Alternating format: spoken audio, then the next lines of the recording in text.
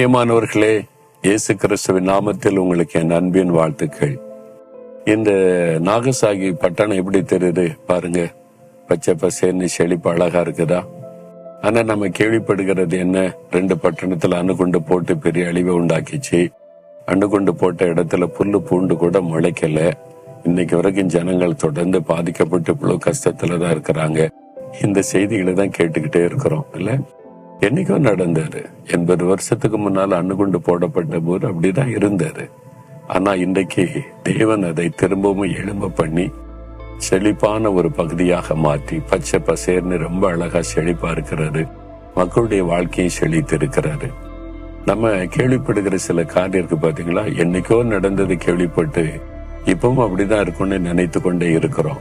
அதுதான் நம்ம நிறைய பேருடைய மனதில் இருக்கிற காரியம். இப்படிதான் நிறைய காரியங்கள், பொய்யான செய்திகள், அதைகளை நம்பிக்கொண்டே அதை குறித்து பேசிக்கொண்டே இருக்கிறதை பார்க்கிறோம். ஆனா நான் அப்படிதான் நினைத்து கொண்டு நாகசாய்க்கு வந்தேன். இங்க வந்து பார்த்தா எல்லாமே வித்தியாசம். அப்ப நிறைய காரியத்தை விசாரித்து அறிந்த போது காரியங்களை புரிந்து கொள்ள முடிந்தது. நாமும் அப்படி புரிந்து கொள்ளணும்.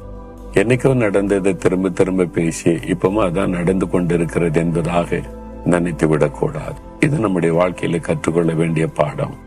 சரி, இன்றைக்கு ஆண்டவர் என்ன சொல்றாரு பாத்தீங்கன்னா, 18ஆம் சங்கீதம் 3ஆம் வசனத்துல தாவீது என்ற பக்தன் ஒரு அனுபவத்தை சொல்றார். அது உங்க அனுபவமா இருக்க வேண்டும் என்று ஆண்டவர் விரும்புகிறார். என்ன சொல்றாரு பாருங்க.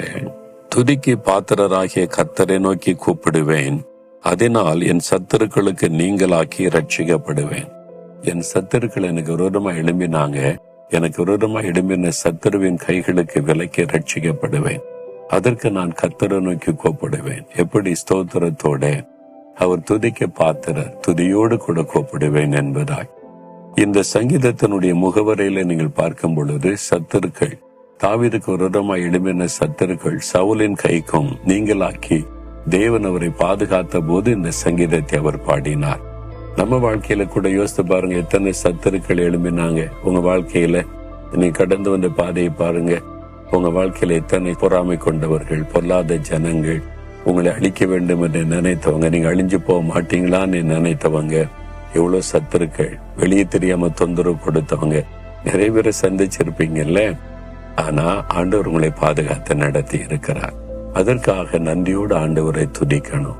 அதை மாத்த நீங்க துதித்து ஆண்டவரை ஸ்தோத்திரிக்க என்ன நடக்கும்? இனிமேல் உங்களுடைய வாழ்க்கையில் எழும்புற சத்துருக்கள் ஒருவரும் உங்களை சேதப்படுத்த முடியாது, தீங்கு செய்ய முடியாது. கர்த்தர் பாதுகாப்பார். வேலை செய்யற இடத்துல கூட தீங்கு செய்யறவங்க இருப்பாங்க. அதை ஊழிய செய்துட்டீங்கன்னா கேட்கவே தேவையில்லை. பொறாமையோட கூட விரோதமா எழும்புகிற மக்கள் இருப்பாங்க. நீங்க நல்லா வாழ்ந்திருந்தீங்கன்னா பிடிக்காது, அதனால பொறாமையோட எழும்புவாங்க. நீங்க படிக்கிற இடத்துல கூட நல்லா படிச்சீங்கன்னா சிலர் சந்தோஷப்படுவாங்க, சிலர் பொறாமையோட பார்ப்பாங்க. நம்ம வாழ்கிற உலகம் அப்படிப்பட்டது. அதனால நம்ம எதிர்பாராத கூட சத்துருவா எழும்புவாங்க. நமக்கு அவங்களுக்கு சம்பந்தமே இருக்காது, நம்மளை சத்துருவாக நினைச்சு செயல்படுவாங்க. இந்த மாதிரி கண்ணுக்கு தெரியாத சத்துருக்கள் எந்த கிரியைகளும் உங்களை சேதப்படுத்தாதபடி இம்மட்டும் காத்ததற்காக ஸ்தோத்திரம் பண்ணுங்க. இனிமேலும் காத்து நடத்துவார். எல்லாவற்றையும் கர்த்தருக்கு தெரியப்படுத்துங்க. யாராவது விரோதமா பேசுறாங்க, செய்யறாங்கன்னா உட்காந்து மூலையில உட்காந்து அழுதுகிட்டு இருக்காருங்க. எனக்கு அப்படி பண்ணணும், அவங்ககிட்ட நான் என்ன பண்ணேன், இப்படி எல்லாம் நியாயம் பேசாதங்க.